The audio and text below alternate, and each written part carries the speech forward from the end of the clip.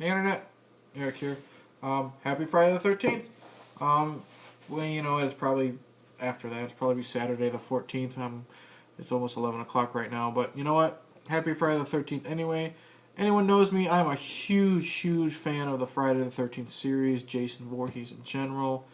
And it being Friday the 13th, I thought to myself, you know what? I gotta review one of the fucking movies.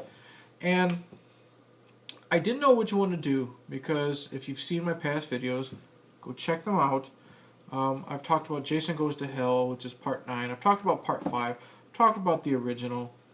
And I thought to myself, you know, I was talking, you know, thought to myself, what do I review? And then my buddy Kyle, big supporter of the channel, thank you Kyle, he posted something about Friday the 13th, and I told him, you know, I need to review a film. And I asked him, which one should I do? I'm going to turn the fucking monitor off. He said, you know what? Review Friday the 13th, the final chapter. And that's what I'm doing. I just got done watching Friday the 13th, part 4, the final chapter, which of course, I love fucking Crispin Glover dancing, which of course is not the final chapter. This came out in 1984, starring the likes of Crispin Glover. Kimberly Beck plays the lead. We have Corey Feldman, you know, as Tommy Jarvis' character, who's finally introduced. Ted White plays Jason. We also have, as the asshole best friend Teddy, the actor who's in Mask. He's Rocky Dennis's best friend. And then one of the hot chicks from Weird Science is in it. And a couple Doublemint Gum twins. Whatever. But, Friday the 13th, the final chapter. Minor plot spoilers. Friday the 13th film. What the fuck do you think is going to happen? Takes place right after part 3. Like literally the night after part 3. Jason wakes up from the morgue, kills people, and then makes his way to the house that is being rented by a bunch of teens, including Crispin Glover and the people I mentioned. And across the way is the Jarvis family, which is Tommy, which is played by young Corey Feldman, his older sister Trish, played by Kimberly Beck, and their mother. And they try to survive the night. Basic stuff. Let's get to the acting. Love Crispin Glover. I've loved that man since Back to the Future. Willard. Was it the River's? Is it the River's Edge? He's great in everything. And here he plays Jim. He plays, you know, the lovable dork. Not good with the ladies, blah, blah, blah. And, of course, eventually he scores the chick before he's killed. Sorry! Wonderful performance. Check out his dance sequence. If you've never seen this film, just go on YouTube and type in Crispin Glover, Friday the 13th dance. That's all I'm going to say. But Crispin is definitely the most likable character. He plays Jim, or Jimbo, the dead fuck. Not going to explain that. Of the bunch of characters that are not the Jarvis family. Kimberly Beck, very decent as, you know, the leading lady, the final girl. Likeable. You could tell she loves her brother, loves her mother. The whole Jarvis family, whoever the actress is that plays their mother, is very good. And it looks like that she's actually related to Kimberly Beck. I mean, they did a good job with casting there. Corey Feldman as Tommy Jarvis. I mean, this is like Gremlins era Corey Feldman before Stand By Me Corey Feldman. So he's still learning his acting chops. Some scenes he's really good, some scenes he's shit. But you take what you can get. And Ted White. Ted White is Jason. Probably one of my favorite Jasons. I mean, everybody's got such a boner for Kane Hodder and his portrayal as Jason. And I do too. I love Kane Hodder. But Ted White's, the ferocity he puts behind Jason here, when he kicks through a door, or he jumps through a window to grab Corey Feldman, or everything he does is so powerful and so intimidating. I mean, he really makes Jason scary. And this is before Jason became a zombie. You know, when he was actually killed, what have you, and then resurrected, blah, blah, blah. And this was if you think of it as Jason as a human being at this part, he does it really great.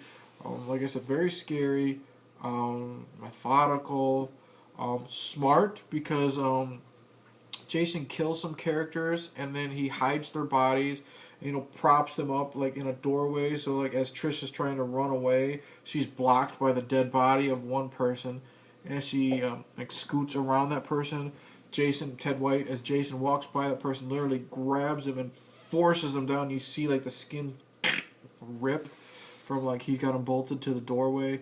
So great, such a wonderful, wonderful performance.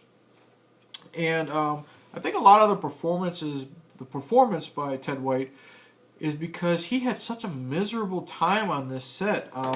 This was directed by Joseph Zito, and it's well known Ted White did not get along with Joseph Zito at all. I guess Joseph Zito treated the cast like crap, and he showed it because like there's a scene where one of the girls is naked.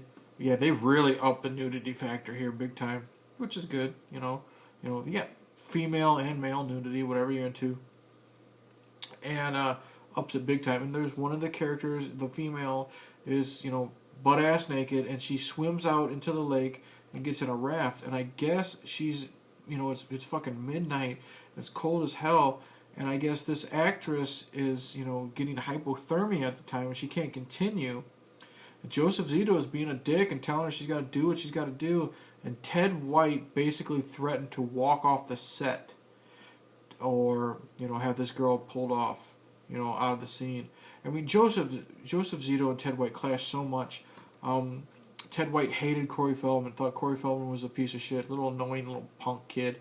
So when he's chasing Corey Feldman, he said he put a lot of his anger towards Corey into his performance. There's a scene where he jumps through a window and grabs Corey, and Corey is legitimately scared, because he knows Ted White didn't get along with him. When he's chasing Corey, he's really menacing towards him.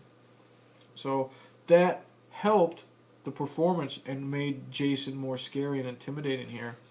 So yeah, great performance by Ted White. One of my favorite Jasons. He's so up there with Kane Hodder and Derek Mears and C.J. Graham. They're all good. Richard Brooker. But yeah, Ted White's performance as Jason is great. I mentioned they upped the nudity factor. They upped the gore factor here big time. Because Tom Savini, the man behind the gore in the first one, returns in part 4. And in part 4, he returns with a fucking vengeance here. Some spoilers. This is all practical effects, but someone gets a spear gun in the nuts, and he's lifted up in the air.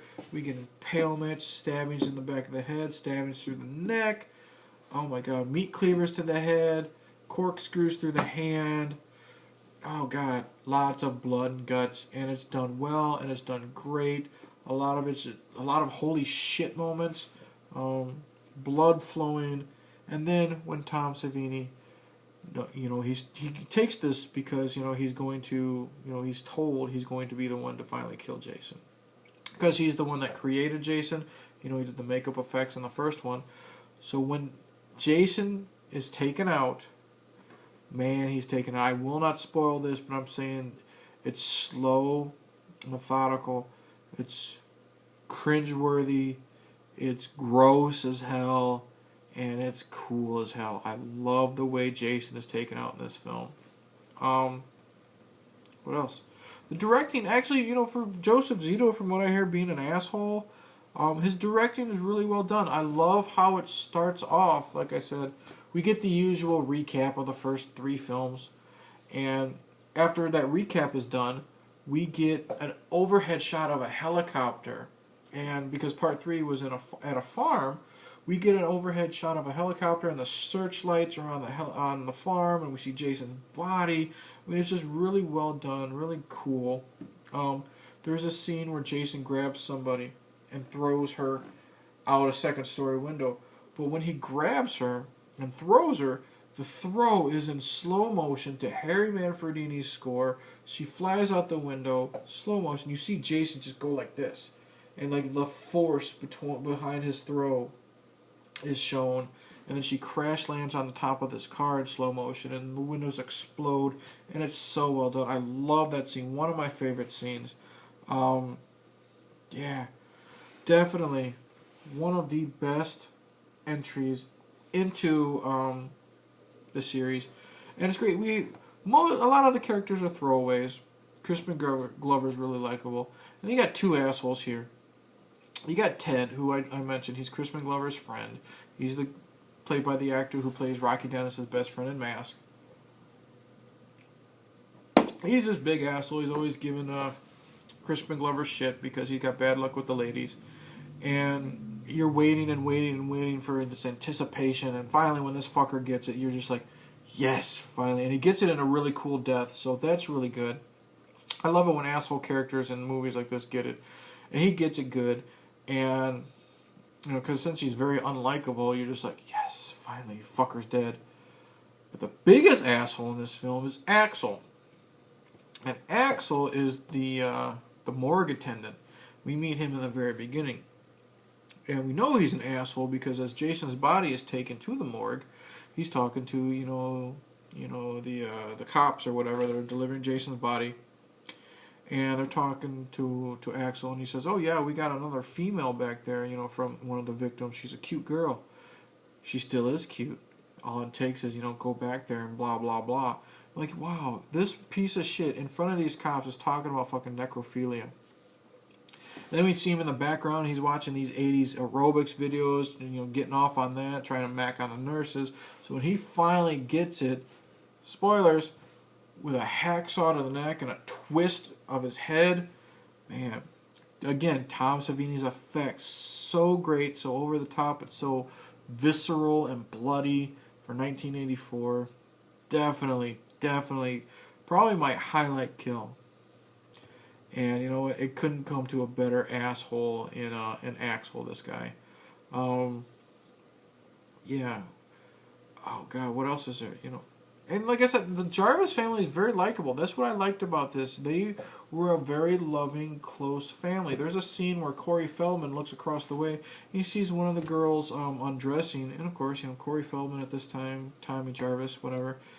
Probably 8, 10. He sees a girl undressing, getting all excited and stuff, and then suddenly Mom walks in. He pretends he's asleep. Mom covers him up.